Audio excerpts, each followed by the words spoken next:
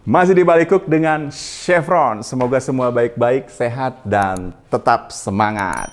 Kali ini saya nggak masak, saya cuma mau responin beberapa para teman-teman sahabat Balik Cooks yang banyak tanya sekali mengenai saya tentang satu alat yang saya gunakan.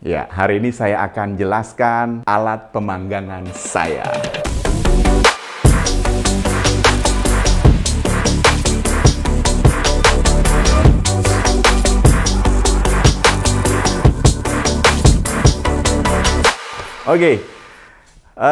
Pertama, ini dia alatnya. Jadi sebenarnya alat ini saya punya udah sekitar 8 tahun. Waktu saya bangun restoran, jadi saya punya alat ini dan saya gunakan untuk seafood grill ala Jimbaran ya. Menarik. Tapi seiring berjalan, susahnya saya tahu gimana operasional ngegrill pada saat itu dan agak susah. Apalagi pada saat kita ngontrol api, agak susah sekali. Dan kemudian saya desain alat ini untuk menjadi lebih efisien dan gampang saya gunakan. Saya akan jelaskan satu persatu atau tahap per tahap ya mengenai grill equipment saya. Pertama sebenarnya teman-teman bisa lihat bahwa grill ini terdiri dari dua bagian ya. Yang pertama adalah badan bagian bawah ya. Badan bagian bawah itu yang tempat saya menaruh kayu api ya. Dan ini bisa mobiling, ada pegangannya. Saya bisa dorong-dorong kemanapun saya punya events. Bisa di luar, bisa di catering atau apapun. Terdiri dari 4 roda, 4 kaki. Yang mobilenya bisa gampang sekali kita dorong. Dan awalnya saya nggak punya bagian atas ini. Saya nggak punya bagian atas ini guys. Jadi bagian atas ini itu saya desain sendiri ya. Jadi saya waktu itu hanya punya bagian bawah dan satu griddle atau garis-garis seperti ini yang berada tepat di atas lubang bagian tengah ini.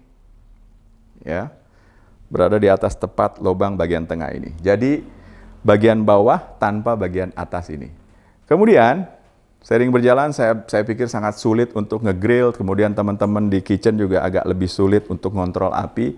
Jadi saya coba untuk desain, ini pipa stainless mungkin 1 kali 1 cm ya. Jadi saya coba desain sesuai lebaran dari besarnya grill yang saya punya. Di sini ada bautnya, teman-teman bisa lihat. Jadi ada baut untuk bisa ngancing dari ujung per ujungnya ya. Dan ini bisa dilepas guys. Jadi kalau misalnya teman-teman bisa lihat, saya nggak mau pakai yang di atas, dan ini saya bisa lepas ke atas secara mudah. Ya, dan inilah modal awal yang di bawah. Kemudian saya desain semacam ada slope untuk masuk di sisi bagian grill luarnya ya. Nah, untuk bagian atas ini, terus kemudian saya desain satu griddle atau garis-garis ya, yang diperuntukkan untuk taruh bahan-bahan di atas grillnya. Ya, griddle ini ada satu lagi bolongan kotak. Bisa dicek di sini. Bolongan kotak di sini ya, semacam penahan ya untuk penyeimbang dari 4 sisi ini. Bolongan kotak ini bisa teman-teman kalau mau buat bisa tiru dan lihat video ini. Dan ini ada bolong. Jadi kalau teman-teman lihat, dia sebenarnya supaya nahan, supaya dia nggak lepas ya. Dari keempat batang ini ya. Masing-masing 4 batang ke atas ini saya kasih bolongan seperti ini. Dan kemudian baru habis itu ada las untuk tempat griddle-nya. Ya.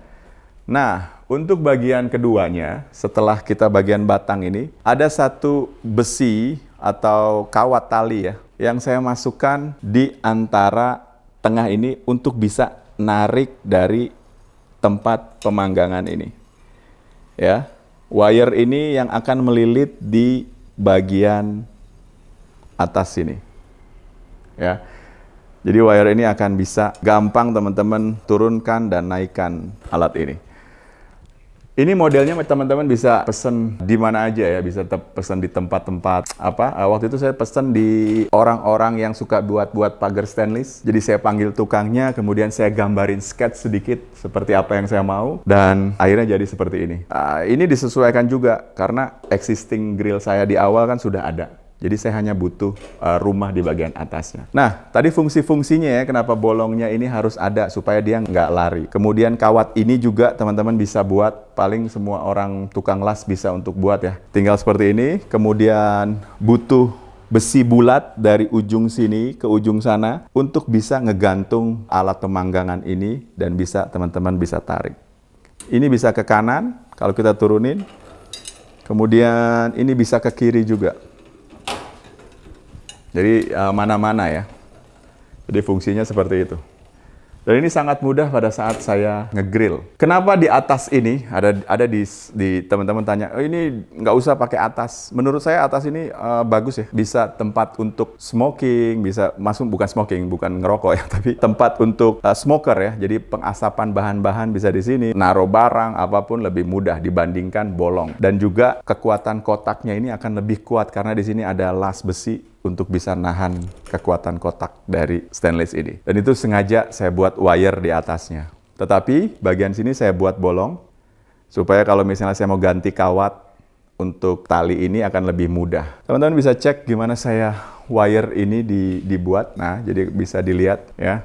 Jadi cuman simple sekali, kawat ini udah 8 tahun guys, jadi nggak rusak-rusak ya. Dan pemakaiannya juga halus, jadi gampang banget cuman dibuat seperti ini. Ya kalau dilihat banyak kerjaannya, tetapi kalau kita serahin ke orang yang tepat untuk bisa buat seperti ini, mereka udah pasti mengerti. Nah, kemudian saya biasanya menggunakan grill kayu api ini untuk segala macam seafood, daging, poultry, atau apapun, itu mudah banget. Teknik-tekniknya teman-teman bisa lihat di video-video saya yang saya buat, gimana saya ngasepnya, gimana saya ngegrillnya, gimana saya ngatur apinya. Di video saya jelasin secara gambaran besar ya, gimana teman-teman bisa ngegrill dengan alat grill kayu api ini, baik itu untuk seafood atau daging atau apapun. Oke, jadi kembali lagi, grill kayu api ini atau alat pemanggangan untuk kayu api ini biasanya saya pakai kayu apa saja. Rata-rata yang saya dapatkan itu bisa kayu rambutan, bisa kayu kopi, yang sebagian besar yang saya pakai. Kayu mangga kadang-kadang juga kalau ada. Tapi saya sih biasanya pakai kayu buah-buahan yang memiliki biji. Dan biasanya kayunya identik lebih keras dan lebih kuat. Tinggal size-nya, kalau teman-teman mau menggunakan kayu api yang flaming atau lebih banyak api, gunakan kayu kopi yang size-nya nggak terlalu besar, itu akan lebih cepat terbakar. Tetapi kalau mau smoking atau mau lebih membutuhkan asap lebih banyak, cari yang lebih besar, kayu itu akan pada saat menjadi arang, teman-teman bisa untuk mengasap lebih baik. Ya, tergantung kebutuhan teman-teman, apakah lebih banyak api yang mau dibutuhkan atau lebih banyak asap. Kita buat lebih besar ukuran potongan kayunya. Kalau saya menggunakan grill kayu api ini, pengalaman saya mungkin sekitar 2-3 jam itu saya ngabisin sekitar 10.000 sampai 12.000 pengalaman saya. Jadi kadang-kadang kalau saya dapetin lagi lebih mahal, itu akan lebih mahal. Jadi kayu api itu kurang lebih sekitar 10 sampai ya 10-12.000, oke lah 10.000 sampai 15.000 untuk 2 jam sampai 3 jam. Nah, saya akan kasih tahu kenapa masak kayu api itu lebih menarik ya. Yang pertama, pada saat kita pakai kompor eksis seperti kompor biasa seperti gas atau yang biasa teman-teman pakai di rumah, temperatur yang teman-teman pakai makin lama itu makin panas. Jadi maksudnya, pada saat kita masak pakai kompor, baik itu listrik atau gas yang apinya konsisten, apapun yang teman-teman masak itu makin lama suhunya akan makin naik. Tetapi berbeda dengan kayu api. Menurut saya lebih nyaman, kenapa? Karena pada saat kita masak sesuatu, makin lama kita menggunakan kayu api, temperaturnya itu melandai akan turun.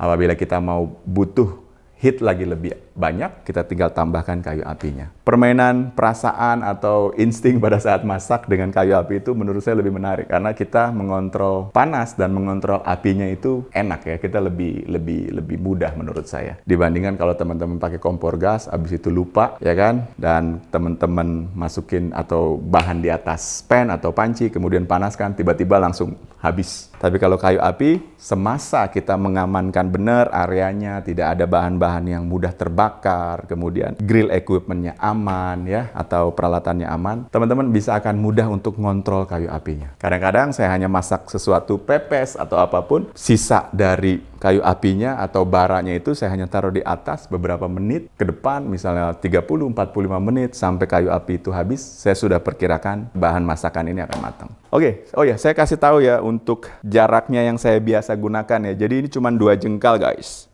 Ya, jadi 2 jengkal saya ini sekitar 45 cm ya, dari bawah sampai atas. Kemudian lebarnya ini juga sekitar 55 cm. Lebarnya griddle saya.